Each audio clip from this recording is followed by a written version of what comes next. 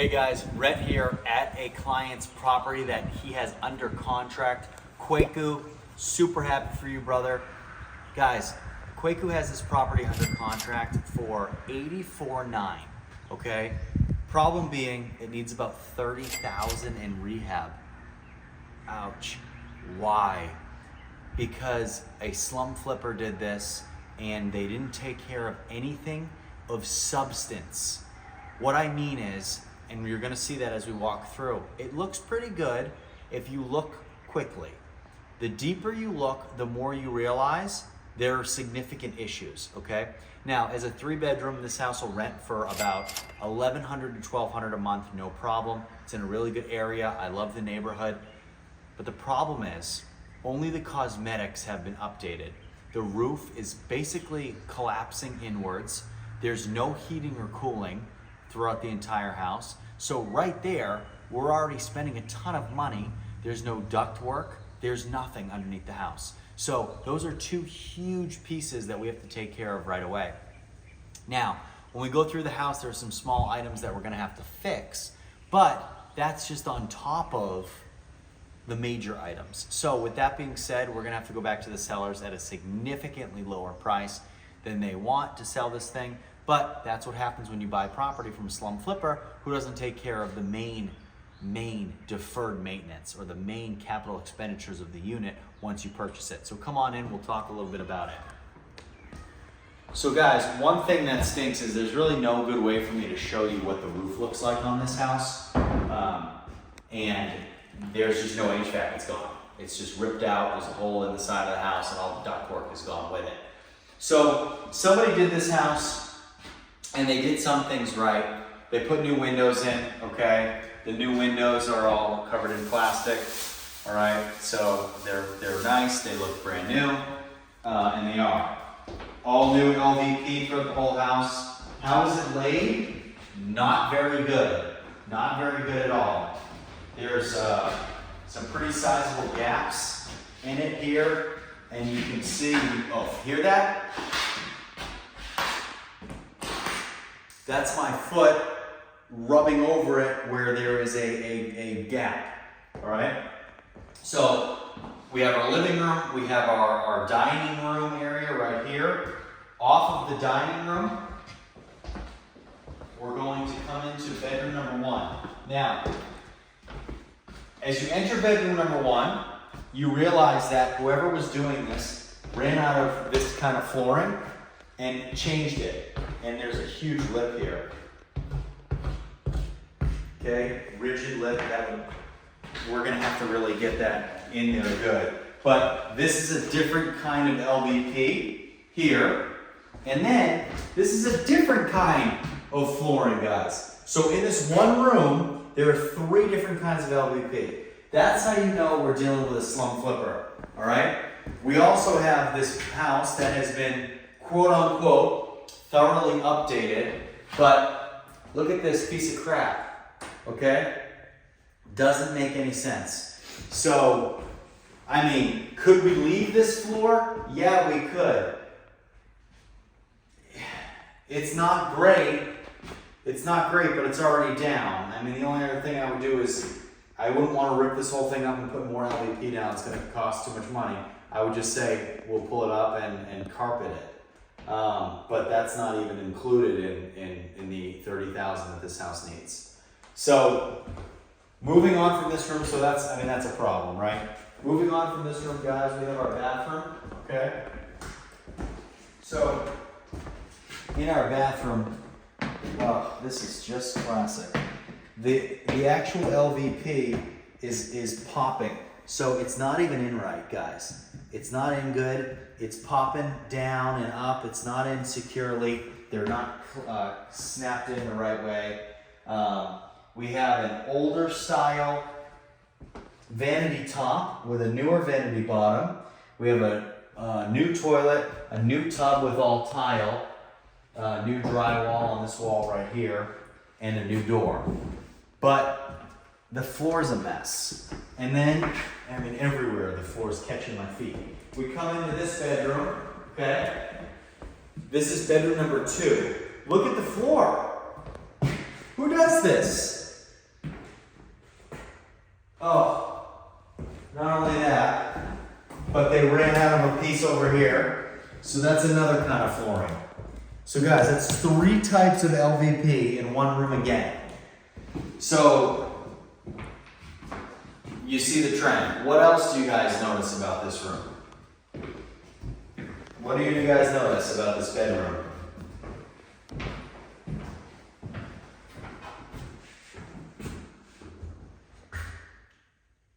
Yes, there's an electrical panel in here, but that's not what I was talking about. No, there's also no closet. So there's no closet in here. We have to build a closet, okay? Right now, this is technically only a 2-bedroom with a playroom. So Section 8 will not recognize this as a bedroom, doesn't have a closet, so we'll build a closet out right there. But, you know, it all adds up, guys, and it adds up quickly when you're doing big houses like this, okay? And you're cleaning up after a slum flipper. And this is just what we can see. This isn't even the innards and the electrical and the plumbing and all that stuff. So you come over here, okay? We have our kitchen. We have no GFI outlets, so we have to put GFIs in near the water sources, okay? There's 3 main grounded outlets within a certain distance of the sink and at the right angles where we need to make sure we put GFIs in, all right?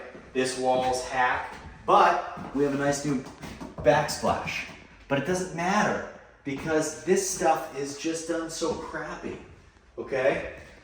We see an old cooling unit. This house used to have, it looks like window units. They ripped them out, they didn't throw them away. So with the size of this house, we'd have to put in probably 5 window units, 3 just for the bedrooms, probably 1 large one in this room here. 1 to heat the kitchen, square footage wise, 1 large window unit heating and cooling is only going to be able to do the den and the living room. So we need 1 there, plus the 3 for the bedrooms. So that's 5 window units, which means we're running 2 20-volt plugs to each window and buying the units themselves that do heating and cooling. It's expensive. So from a cost standpoint, it makes more sense to put a new HVAC system in because an HVAC system is going to last us significantly longer with significantly less maintenance over the next 10 to 20 years, all right? So guys, coming into the back half of the house, we have all tile flooring, which I never, ever, ever recommend. And because you drop something on it, it cracks. As soon as you have cracked tile, it's an instant fail with Section 8. We have a nice new laundry room, all new drywall here. But this is the problem. This is how you know, guys, a lot of this stuff isn't coated. That needs to be a GFCI outlet. You cannot have a non-GFCI this close to a water source, okay? It's an incredible electrocution hazard. So it can't be done. So your water hookups here, we have to change that outlet out though. So we come back up here, guys, okay? And we have bedroom number 3. Now, the outlets are not grounded correctly in bedroom number 3, but it's got new windows. Ooh, great. It doesn't matter. It's all for show. This house is completely for show. Nothing that actually matters has been done right. And this is how out-of-state investors get in so much trouble in so many markets across the country. Because somebody comes in here, buys a house for 20 grand, 30 grand, right? They come in here, they rip the flooring up, they throw LVP down. It's thrown down terribly, okay? It's clicking, they didn't even have the decency to use the same LVP in the same rooms. It's 3 different LVPs in 2 different rooms. So they throw stuff down, right? They paint everything, they make everything look good. Yeah, they put some new windows in, okay. But what about the actual things in the home that are gonna cost us real money? The roof being number 1. This roof is one of the worst roofs I've seen in a long time. It's caving in a bunch of different places. The entire roof needs to be redecked. It's a train wreck. So it needs a whole new roof. Right now, if you were to move into this house, there'd be no way to heat it or cool it. 0. There's no window units. None of the windows have the right outlets and voltage to support window units. And there's no HVAC system, no ductwork, no furnace, no nothing. So it needs a new HVAC unit, probably a big package unit to do heating and cooling, instead of us having to put a furnace in the crawl space or in the attic. And then you have the electrical issues, right? So whoever did this wasn't a licensed electrician, because if they would have pulled permits, and they would have also put the GFI and GFCIs where they needed to be, which they didn't.